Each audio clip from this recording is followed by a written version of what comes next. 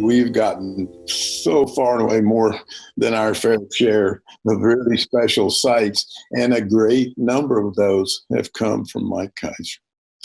He is simply the most incredible and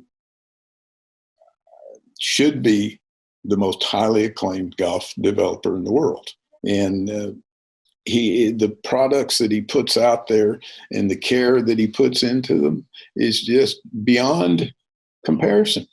But he finds these sites. It goes back to that nucleus of playing golf on sandy, firm ground. And in Mike's case, at least until Sand Valley, it was always about somewhere near the sea. He just finds it to be, it's a connection to 500 years of golf history. And I think he believed, even before he started doing these golf developments, that was a connection that would resonate with American golfers as well as European and other nationality golfers. And he brought it to us. He gave us the opportunity to experience that, and he was right. I mean, it may be the oldest form of golf in the world, but I think it's still the most appreciated. Put another log on the fire. Nobody here is getting tired. Welcome to the Fire Pit with Matt Ginella. This is a bit of a new form of a Fire Pit podcast, which we're throwing together pretty spontaneously because of the news out of Bandon Dunes and because of the news out of Bandon Dunes. Yeah, that's a thunderbolt. I mean, new golf courses at Bandon, we got to put up the bat signal. Like it's time to go. That gets our attention quickly. Not to mention, I said that it's very rare that Bandon, for lack of a better term, trumps its own news. But 13 USGA championships coming to the resort in the next 24 years, for me, it's like the hits just keep on coming. And all amateur championships, for that matter. Which, given the infrastructure and the location, is pretty much all that it can have. Bandon Dunes, golf as it was meant to be, best pieces of property used for golf, minimalist architects, Spartan, accommodations and infrastructure. Always, Mike Keiser's, grandest dream for a place in which he started with one course and a little lodging was the idea of hosting a U.S. amateur. I don't think even in his wildest dreams, even though it has grown to be what's now widely considered dream golf, which includes Sand Valley and Cabot, all that has happened at Cabot, Links and Cliffs. This is far beyond his wildest dreams. I don't think he could have ever imagined having now what's going to be multiple U.S. amateurs, multiple women's amateurs, a Curtis Cup, a Walker Cup, junior amateur championships. This is between the USGA giving Pinehurst multiple U.S. Opens and essentially be declaring Pinehurst as kind of the old course of U.S. Opens, like the old course is to the Opens. Bandon is now becoming the home and the hub of amateur championships. I mean, as it should be. It's really the heartbeat of American golf. And there might be individual courses that are meaningful to each of us and to golf fans and to the golf world. But as a destination for the public golfer, there's nothing even close to Bandon Dunes. And it's such a special place to so many of us. And the USGA, with its mandate to grow the game and their renewed emphasis on the grassroots of the game, it's just a perfect statement that they are making Bandon essentially their home base. It's not Oakmont. It's not Wingfoot.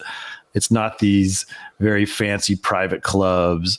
And those are still nice U.S. Open venues every 8 or 10 years. But Bandon and the USGA, there's this kismet, like they have the same mission, which is to get everyday golfers excited about golf and to bring the championships to these wondrous golf courses. And, I see this whenever there's a major played at a public course, whether it's Pebble or it's Pinehurst or especially Torrey Pines this year, when you go out and you walk around, the fans have this sense of ownership, like, oh, I hit my drive right there, and I got to put down from that bunker. And there's such a connection to what they're watching because they played those courses. And so the average golf fan might not generally watch the Walker Cup or the U.S. Amateur, but if it's at Bandon, they will, because they played those courses. They know the shots, they know the decisions that the players are facing, and it just makes it so much more special. And so, it's just a wonderful statement by the USGA, and it's a fantastic recognition of what Bandon is, and it's just a great day for golf. But before we get too deep, sorry to interject, Matt, but just, for somebody who hasn't been to Bandon Dunes, can you guys paint a quick picture for me what the place is like? Obviously, I've heard so much about it.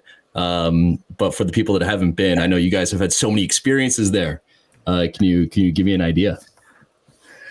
Well, I mean, for me, it started in 1999, obviously with Bandon Dunes, and then David McClay Kidd, and you have a place like Whistling Straits where you have 4 Pete Dye golf courses. You can have the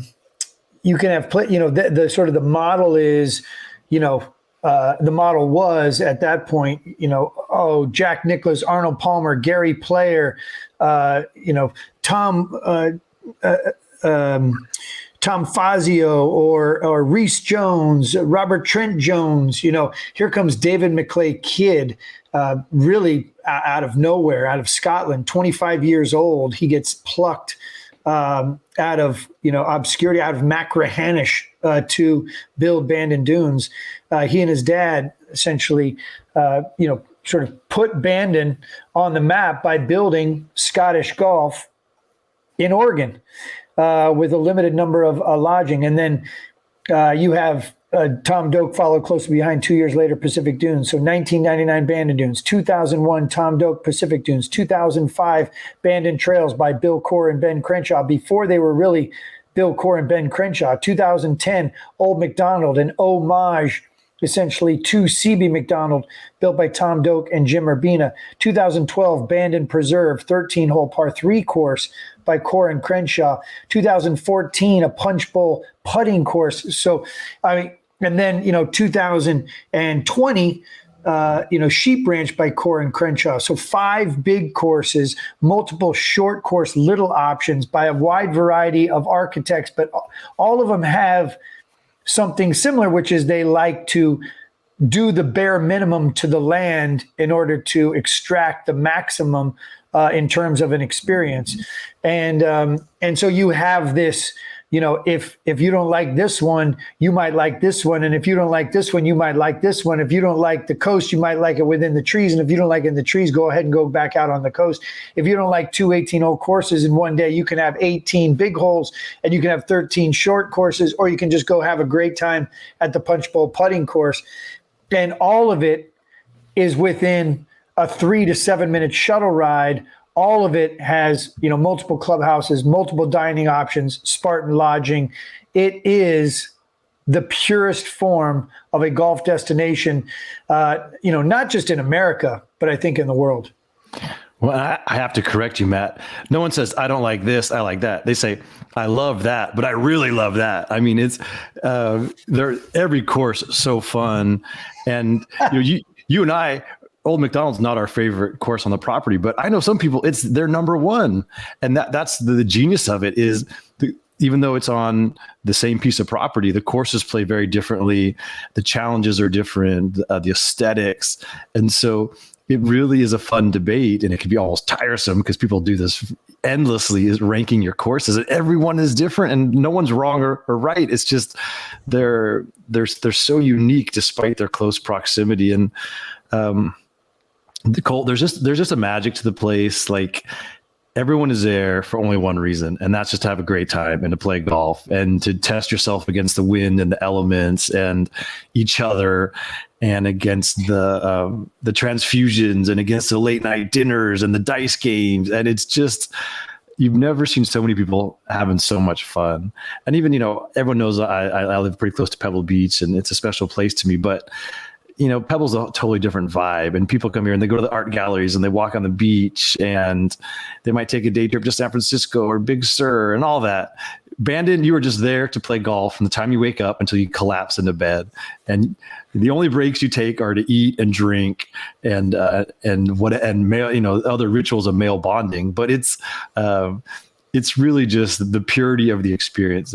There's only one thing to do there. I mean, it's the middle of nowhere, and it's just to have fun and play golf and test yourself on these amazing golf courses, and with the elements ever changing. And of course, there's the whole caddy culture that adds a lot to it. There are characters, and they add to the experience. And you go out on the putting course, and you're a group of 16 or 20, and then there's a bunch of other clusters like that, and everyone's whooping and hollering. And Disneyland is not the happiest place on earth. Like, the parents are all miserable. Bandon is honestly the happiest place on earth. And even if you 3-putt the last hole to lose all the bets, it's okay, because you'll get them tomorrow or the next day or the next day. So there's just the golf is great, but the camaraderie and the sense of fellowship and the fact that it's this pilgrimage to get there, and that's a challenge, and it adds to the whole kind of magical experience. And that pilgrimage is what creates that like-minded feeling amongst anybody who's there. Is everybody has made that trek. There's a bunch of, it almost feels like once you're there, you've arrived at your club, so to speak, where you're going to see somebody, everybody's looking at each other like, oh, you made it here. I made it here too. You made it here too. I made it here too. I'm good at this. You're in the shuttle and everybody's like, what do you like the best? Oh, I like this one the best. What do where are you going to eat tonight? What are you playing tomorrow? Oh, I just played. You coming or you going? It's the conversation. It's all of that, but then it's the shuttle drivers. It's Shu, the director of Outside Happiness. It's the fact that I can still see. I've been there 26 times over the course of the last, 20 years. You still see the same wait staff or the same people who are there. You know them by name. They know you by name. It's all about sort of the experience goes so far beyond just like what's happening in the form of golf. It's the fire pits. It's the walks, back to the room, the cottages, down in the bunker bar, and the hooping and hollering. I mean, it's even just the walk to the labyrinth, which I tell everybody to go do from time to time. It's a special little experience. The dedication or the sort of the hints or the winks to guys like Howard McKee, who or Shorties who used to manage the property, Howard McKee, who envisioned how the land would be all laid out. All those things are happening, and it's subtle. The subtleties are what's so great about it. And the going back is part of it too. Like, the 15th hole at Bandon Dunes is one of the hardest par threes in the world when the wind's blowing at you. And it's often the last round of our big Uncle Tony Invitational. Like, when you tee off, okay, in 3.5 hours, I'm going to have this do or die shot that could decide the whole thing. And you think about what you did the year before and the year before and the year before, where you missed it or what club you should have hit. And there's that institutional knowledge that adds up when you play the same things over and over. Like, Matt and I have done these great barnstorming trips across Scotland and Ireland and Australia. And, we're always in a hurry. You get to play these courses once. You may never see them again, and you appreciate them and you love them. But Bandon, you keep coming back. And so you have your own scar tissue and your own triumphs and your personal history, and that all gets just baked into the experience. And so there's just adds more and more layers to the whole thing. But you and I Matt, we can wax poetic about Bandon Dunes forever. We should talk about the news. And I'll tell you, so I played a round of golf with Mike Keiser a couple months ago in the East Bay at this scruffy little Muni course. Mike Keiser could get a game anywhere on the planet. He wants to play San Francisco Golf Club. He wants to play Olympic. No, he chose this like $30 Muni with this very mixed crowd. And it was wonderful. And we had a great time. And one thing you said to me, and it was just a 4-hour conversation. It was as delightful as you would imagine about a myriad topics. But he said, golf development is a young man's game. And he's like, I'm not a young man anymore. And I think probably that added some urgency. Like his place in golf history is secure. Like we're going to be toasting Mike Keiser 50 years from now, 100 years from now, 200 years from now.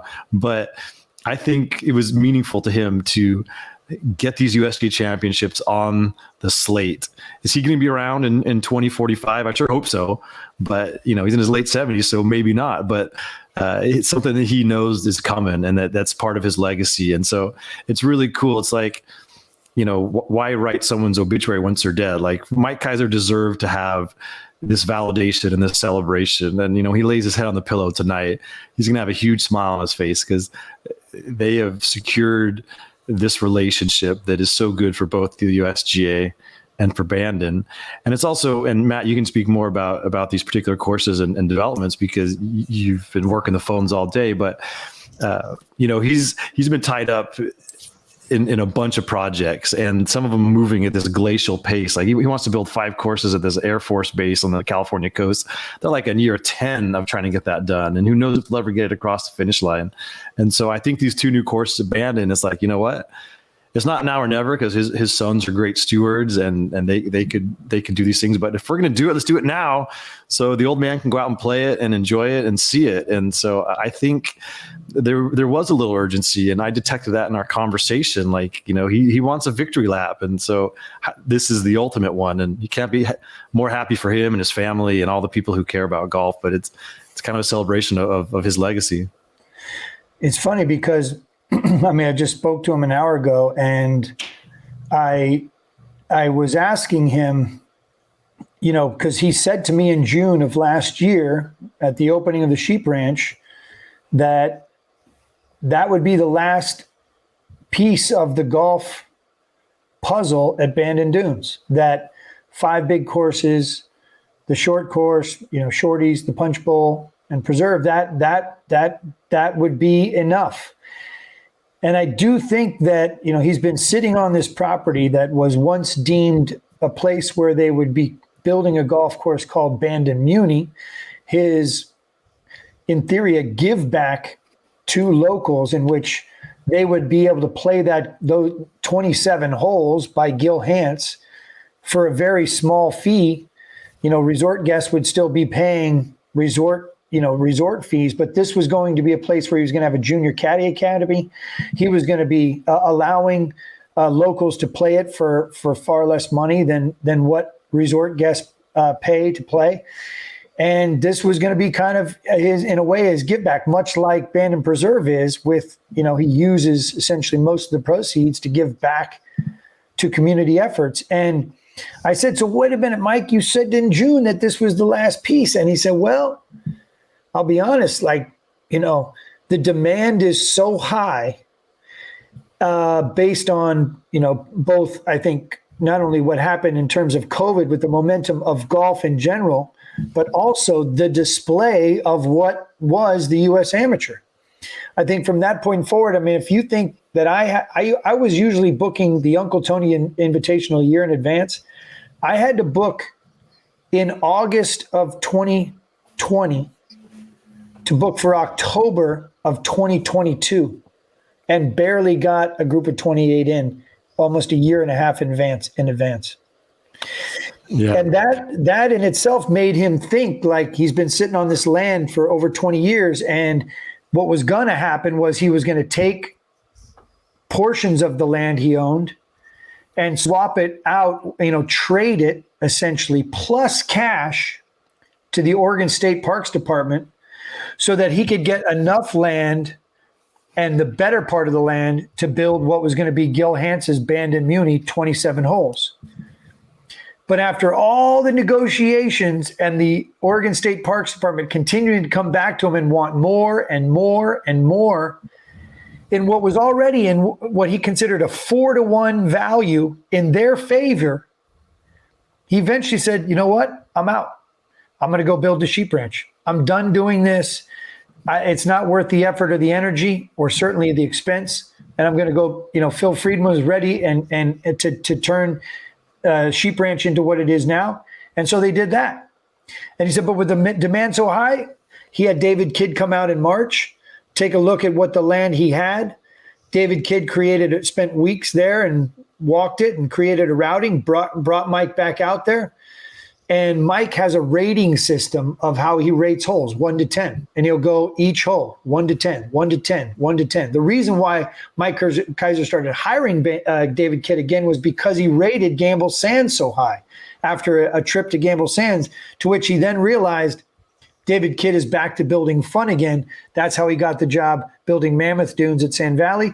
And that's how and why he's going to get the job to build this 6th course at Bandon Dunes if they get the permitting, which is a big if. But he owns the land. That makes permitting a little easier. And, look at the track record he's got. If someone wants to get in the way of more of this, of what is, dunes restoration after what was gorse-choked land and essentially a major fire hazard, I think the problem is theirs, not ours. Well, and you said something important there. He abandoned this Bandon Muni and he built Sheep Ranch, and Sheep Ranch has been a home run. I mean, we're now a year basically into its 13 months it's been on the planet. Everyone freaking loves Sheep Ranch. And instead of spreading out the play, it actually just made every course more packed because everyone has to go play Sheep Ranch now. And it's brought more people to Bandon. And even though they have another course, it's like it hasn't really lessened the demand elsewhere. It's increased it. And so there's a few things going on there. But dealing with governmental agencies is, especially on the coast, is always a challenge. But the economic impact that Mike Keiser has had on that part of Oregon is just phenomenal. And the amount of money and time he's put into restoring the watershed and other environmental projects, he's been such an incredible partner and steward of the land, not just around Bandon, but the whole part of Oregon, that it's just hard to fathom anyone could object. So hopefully now with renewed energy and will, this will finally get done. And I know it'd be so satisfying for Keiser because, as you said, he's walked away from this project a couple times and thrown his hands in the air, and to get it across the finish line would be huge. And so, I mean, I don't know. What do we have to do? Let's start a letter writing campaign.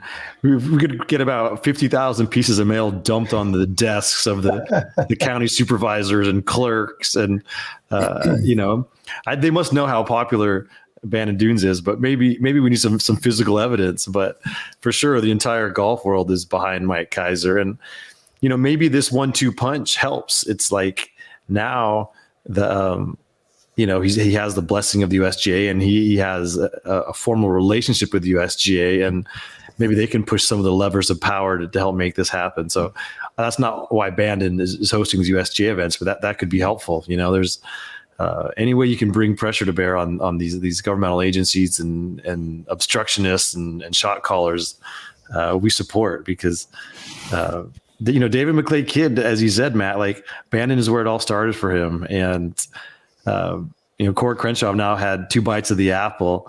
It would be awesome for him to come back and do what's probably the last course of Bandon, but certainly, McClay Kidd deserves that recognition as well, and a chance to put his stamp on another course there. So it just makes it a totally delicious project. I talked to David Kidd also earlier today, and he referred to that very idea that he could build the first when he was 25 in late 90s, from 1997 to 1999, to now building what would be the 6th course. He said it would be poetic. He said, essentially nearing his 60s, to go from his 20s to Bandon, learning all that he's learned and knowing all that he knows, and to be able to put the exclamation point or the cherry on top of what is this epic Sunday of golf would be poetic for him. And what a hell of a narrative. I just put out a Twitter poll asking general public about what do they think is the bigger news, the idea that Bandon is going to build a 6th golf course, or that they are now going to get 13 USGA championships. About 500 votes in, we're 23 minutes into the poll, and 64% of 500 votes are saying a sixth course, and 36% are saying USGA championships. But essentially that means the general amateurs are saying, yes, we get a 6th course. The elite AMs are saying, wow, we get a chance to compete at one of these, epic sort of true links style, venues, with the exception of Bandon Trails, which, is inland and has some a links look to it, but it's not necessarily, on the water. But it's interesting to me because I actually think that with these championships comes TV, and with TV comes this transcendent group of eyeballs on the way golf is supposed to be played. So if you looked at the U.S. Amateur, just like we saw in Pinehurst in 2014, when we saw a browned out ball on the ground moving around, impact that had on the eyeballs of people who are watching it, I actually think these USGA championships and being able to see Bandon Dunes and see that style of golf in America is going to continue to have a ripple effect on golf and development in America, not to mention highlighting things like short courses and putting courses. It's just an opportunity to keep having this ripple effect of what Mike's building to go beyond people who are willing to actually make the trip and play the golf. Yeah, and I think it'll, Matt and I, you've been there a lot more than I have, but we're both blessed to have been there a good number of times. And I think we sort of take for granted that any kind of hardcore golfer's been there, but just look at the Fire Pit Collective roster. Colt hasn't been, Ryan French hasn't been, Laz Versailles has not been. And so I think these USGA championships will create this momentum that every person who's thought about it and procrastinated or talked themselves out of it for one reason or another, they're all going to get on the plane over time because those courses look so great on TV. I mean, the US Amateur was just a riveting show to see really, really great amateur golfers attacking those courses and having to contend with the wind and having to play shots and all the tricky little short game. Like if that didn't get your blood pumping, then you're dead. Like it was just, it was such a great show. And, you take a Walker Cup there, Curtis Cup, you bring in the team element and the flag waving and the partner golf and the alternate shot. It just adds a whole other element of intrigue. So, it's just a wonderful development. And you're right, infrastructure is an issue. Like, all these events draw somewhat limited crowds. There's a part of me, like, I've always sort of held out hope for a Ryder Cup at Bandon because it would just be so phenomenal. And it's what we play, right? Like when we go up there, it's always 2-man teams. It's always best ball and crazy stuff happens. You can be super aggressive. You can both players can wind up in funky spots and you're just fighting for a bogey. And, it'd have to be somewhat limited fans and people would have to be willing to take a long bus ride from somewhere. But I guess I can let that dream go because we are getting all these great USGA championships. But, I was thinking you could dock some cruise ships out off on the coast and those would be the hotels. Like there's, I don't know. But anyway, it's a different dream, but I think these USGA events are such a wonderful fit, and it's going to be awesome to see the junior, the US juniors, like, they can't over the power of the course like the US Amateur in a lot of ways. So, so many different styles of golf on so many different unique playing fields, and it's going to be wonderful for the competitors, for the viewers, and obviously for stimulating interest in Bandon Dunes as a destination. And I think it's relatable in two ways, right? We mentioned how, obviously there's going to be a broadcast of it and you get to watch it on TV and then hopefully one day go out there and you get to play those same shots. But in the other way, Matt, we talked about this just this week with the amateur championship. All of these championships that are coming out to Bandon Dunes, all 13 are match play championships. And that's what, we typically play, or I would assume you guys typically play when you head up there, with your buddies. So, to you, how how is that more relatable than, say, watching guys shoot 65? Yeah, it's layers of relatability, that it is at a public course and that it is match play, and then what that yields in terms of strategy or shot making. I mean, I remember watching, guys at the amateur trying to hit chip shots off those tight lies around those greens, and I'm thinking to myself, what are they doing? You got to putt that. That's a putt.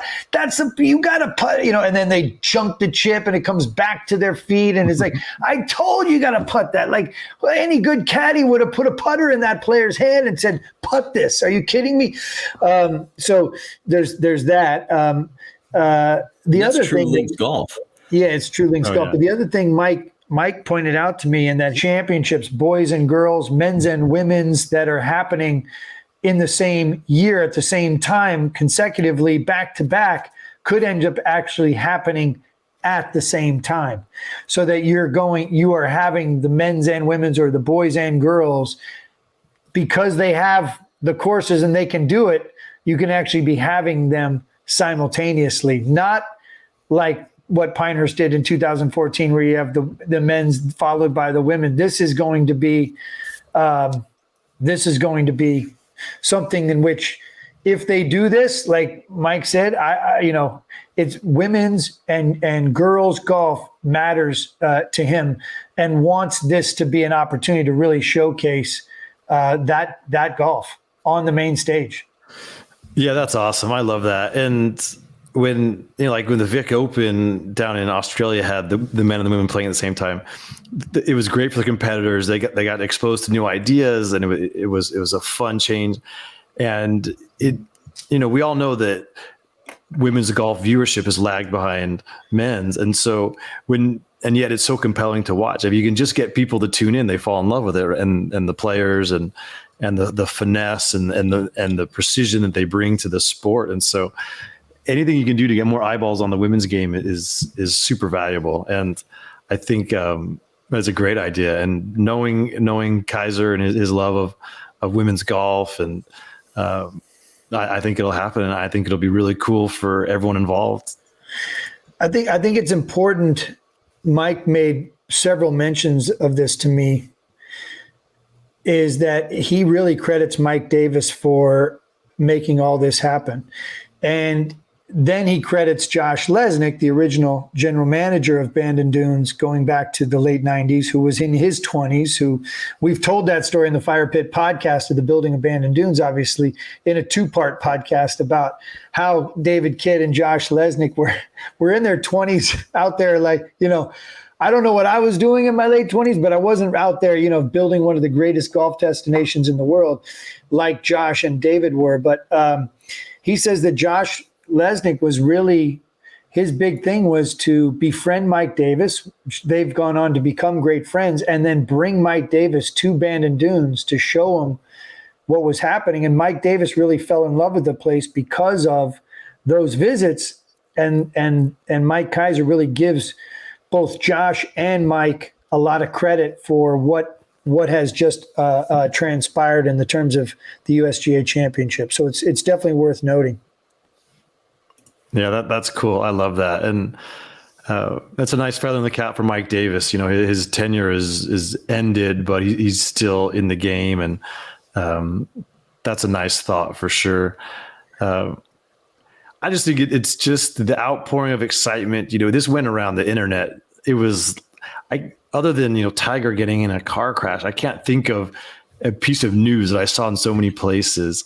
It just tells you the emotional attachment people have to Bandon Dunes, and a 6th course. Oh my God, USGA Championships.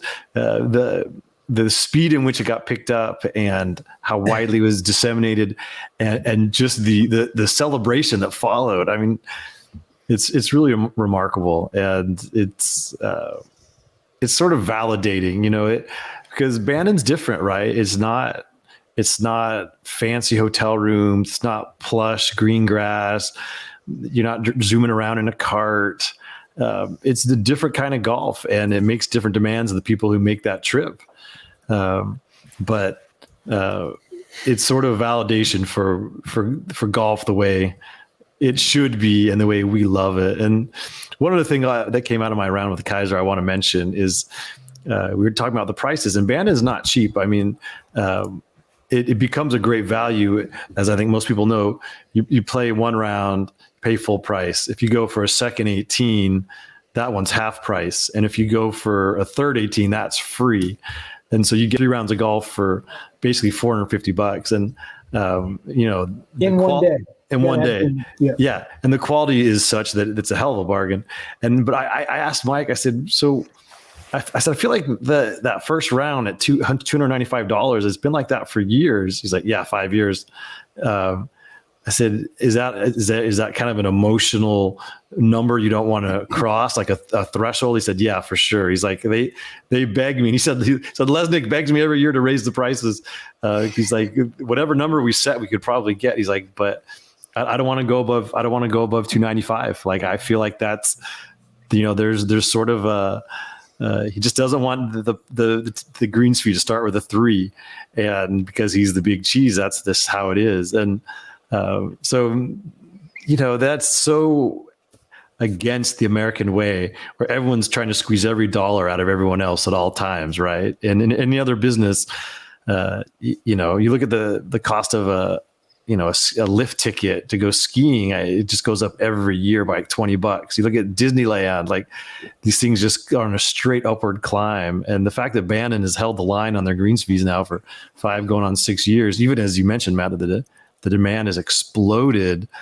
It's just cool. It gives me like a warm fuzzy feeling for Mike Keiser and his people, because there's something else at play here besides just trying to make money. And that's a rarity in this world. And when the beneficiaries are the everyday golfers who, might have to save up all year so they can go make that trip, and they go in February, or they go in October when the rates are even cheaper. And, he's really doing right by those people. And I think it's just a cool part of this whole story. Well, it's worth noting that he's always told me that he's always wanted to be half of Pebble Beach. So whatever Pebble Beach charges, which is now north of 600, he's still held to that commitment of being half of Pebble Beach. You mentioned the idea, if you play a third 18 hole or a third round of golf under the same sun, that round is free. The other thing that's worth pointing out is I remember speaking to him when he opened up Bandon Preserve and Punch Bowl 2012, 2014. He added the short course and then the putting course. Preserve is $100 in peak season and $50 in the off season, and Punch Bowl, a putting course, is free. And I remember saying to him, I don't understand these last 2 parts of what you've added to the portfolio, or essentially undermining your business. Why are you giving people a place to go and play at a far less cost of your big cost and your big investment, which is the big golf courses? And he says, I get it. I know what you're saying. It probably is not the greatest idea by me. It's probably not the best business idea I've ever had, but you have to remember that what I'm trying to do is create the kind of experience that people have, in which they don't just come here once. I need them to come back. And if they're driving away and they think to themselves, well, yeah, it was this amount of money, but we got that Punch Bowl afternoon for free, or we went and played the Preserve and for $50, or it was because it was the third round of our day, we got to play it for free. They're more inclined to come back. The reason why the menu isn't going to kill you in terms of what you're eating or what you're ordering or what you're drinking is because that's all part of his commitment to not only having you come once, but he wants you to come back. And if you look at the bottom out prices in November, December, January, and February, in which a lot of people, the dirty little secret is those might be some of the best months to go to Bandon. And yeah, you get shorter days, but you get a lot smaller bills at the end, is another, amazing part of this whole equation is that he bottoms out the prices in the off season. He needs to keep that place active. He needs to keep a job for the people he's employing, both in the service industry, but also the caddies, et cetera. So the whole thing is, you wonder, how can somebody in 20 years build a place that becomes the number one pure golf destination in a country in which they've been building golf for 130 years? How did he do it?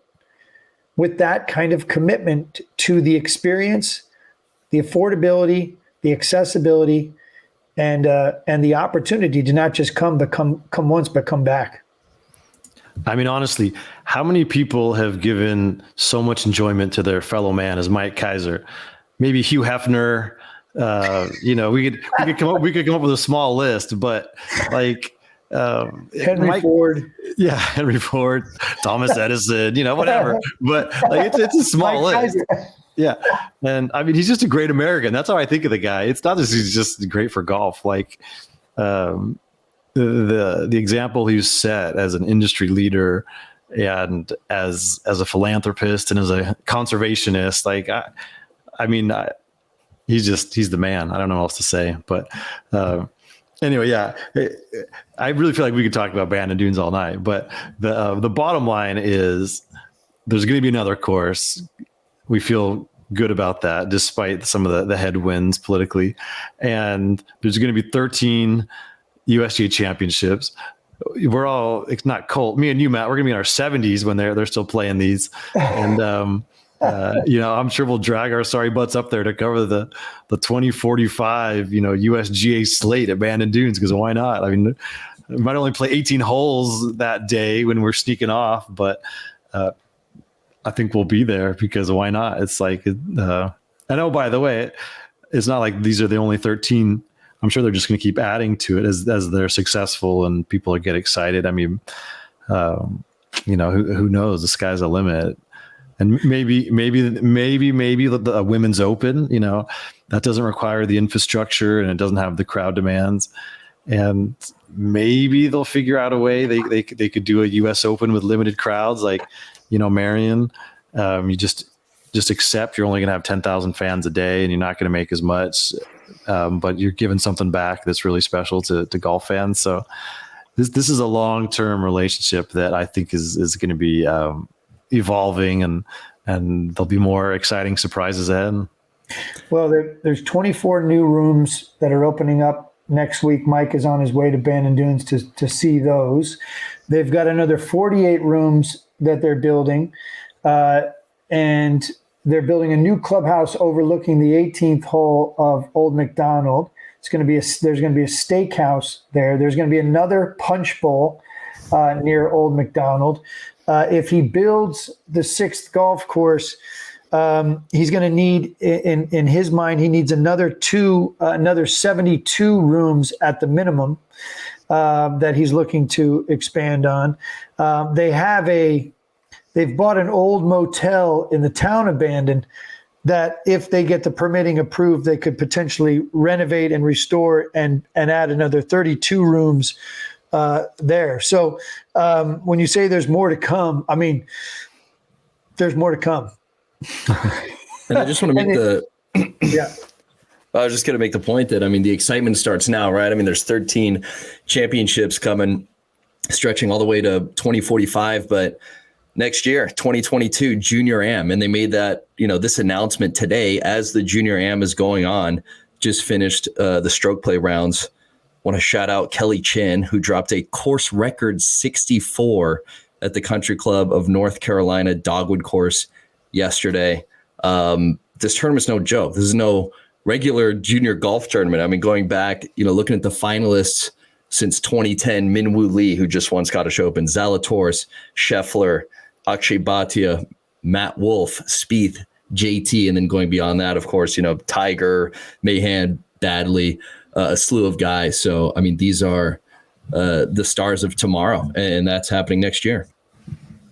Yeah, and it's all as part of the brand. I mean, kids, women, seniors. I mean, Bandon is just a very inclusive place. And that's why this slate of tournaments is so fitting.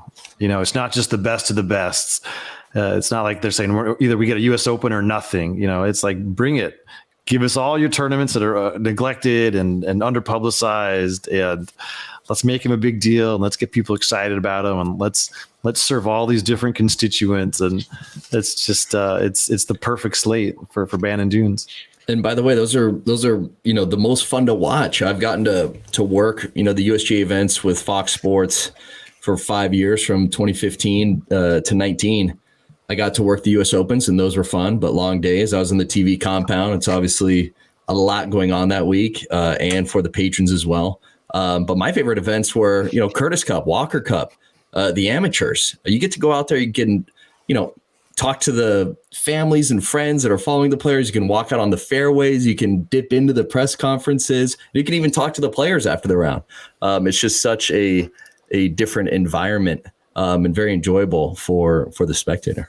So I would advise to go. Well, Absolutely. back to Pinehurst, Royal Dornoch being Keiser's original model, in which he was like, wow, 10,000 North Americans make the trek to Royal Dornoch every year. Well, maybe if I build something in a remote location, we can get 10,000 North Americans to go to, Southern Oregon, which then ended up becoming 20,000 North American people making that trek, which ended up being the justification why he would build a second course. But you got Dornoch, Ross goes to Pinehurst, Kidd from Scotland goes to Bandon. Pinehurst and Bandon become, as you've put it, Alan, like an arms race in terms of greatness, as it is for the avid amateur golfer. One starting a putting course, one doing another putting, one doing a short course, the other one doing a short course. This has been, the architects, Core and Crenshaw there, then Bill, Core, and Ben come back to Pinehurst to redo and restore number 2. It's just there's this beautiful connective tissue in which you can take it all the way back to Ross, who worked with old Tom Moore. I mean, this just really is golf as it was meant to be. And I think American golf and architecture got sideways and lost its way for decades as people were trying to innovate and create real estate in which they could sell houses around golf. And I think what Mike did was reset that narrative and reset that path for the next 100 years, as now everything is being redone and reimagined, and people are gravitating towards what really matters, which is golf first, golf as it was meant to be. Hear, hear.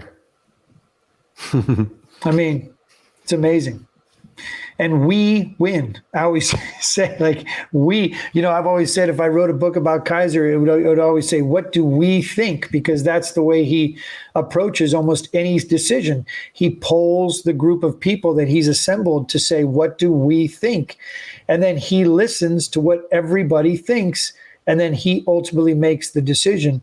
But the decisions he has made as it relates to what we have, certainly at Bandon Dunes, and now what his sons are doing at Sand Valley, and what Ben Cowan-Dewar has done with Cabot, and now what will be Cabot St. Lucia, just continue. The ripple effect here is happening. And I should also note that I spoke to Michael Keiser earlier today as well, Mike's oldest son, who Michael and Chris Keiser are the owners of Sand Valley. And I asked Michael before I got Mike on the phone to say, hey, on behalf of the Keiser family, what's your comments on these USGA events and then the idea of a sixth course? And he said, look, I'm happy to talk to you, but I'm going to defer to my dad on his comments about his baby, which is Bandon Dunes. I don't feel comfortable being the voice of our family, speaking on behalf of the news out of Bandon Dunes on both fronts, because this is my dad's vision. This is my dad's creation. And this is, in large part going to be a big part of my dad's legacy.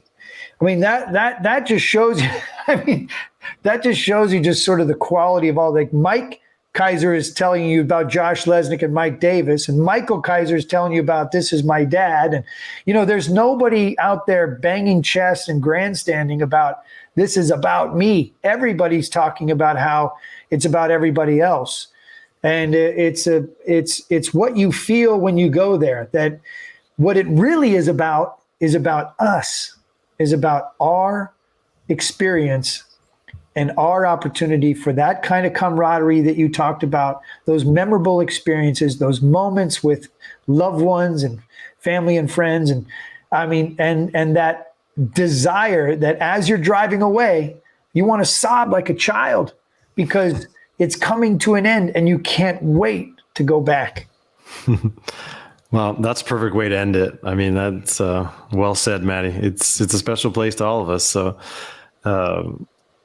you know, it's a great day for golfers. What can you say? It's something to celebrate for so many different reasons. And it's fun to kick it around because this just makes, I hadn't thought about Bandon, you know, in a couple days until today. It's like, oh my God, we got to get back there. Wait, how many months is it? You know, it's like, so yeah, it's a celebration. That's what it is. I'll leave you with this. Mike actually painted this picture for me. He goes, he was most excited about the juniors, by the way, of all the people, the boys and girls, you know, amateur events. There is what he's so excited about. He goes, Maddie, can you imagine one day the idea of Bandon Janela playing a junior championship at Bandon Dunes, and you're all out there on his bag, you know, as you know, knowing the golf courses like you know him, trying to coach your son around there. And I was like, all right, that's it. You got to stop. I'm gonna, you know, that's too much for me to handle. Can you imagine Bandon at Bandon winning a championship? So he did paint that little picture. So now that's all I can think about, and I'll probably be dreaming about it for the next decades to come. You're going to be telling Bandon to putt it. You're going to know the exact spots. That's a game story I look forward to writing, Matt. So. Colt will film and edit. Yeah, we got it. We got you going. All right, boys, this was fun. Until next time, hopefully we're there. And to Mike, fire pit offsite. To Mike Keiser, to Mike Davis, to Josh Lesnik, to the people like Shu, to all the caddies, to the great experiences, to Howard McKee, to Shorty and his wife. I mean, David Kidd and Mr. Kidd and Doak and Urbina and Core and Crenshaw. And my goodness, thank you. Thank you. Cheers. Before we go, I just want to thank our sponsors, and that is Link Soul, our friends John Ashworth and Jeff Cunningham for their support. Couldn't do it without them. Go to linksoul.com and use promo code FIREPIT25 for 25% off on your next purchase. And then our friends at Par Points, couldn't do it without them either. The innovative guys who have came up with a way to score the game. Download the app and go make par.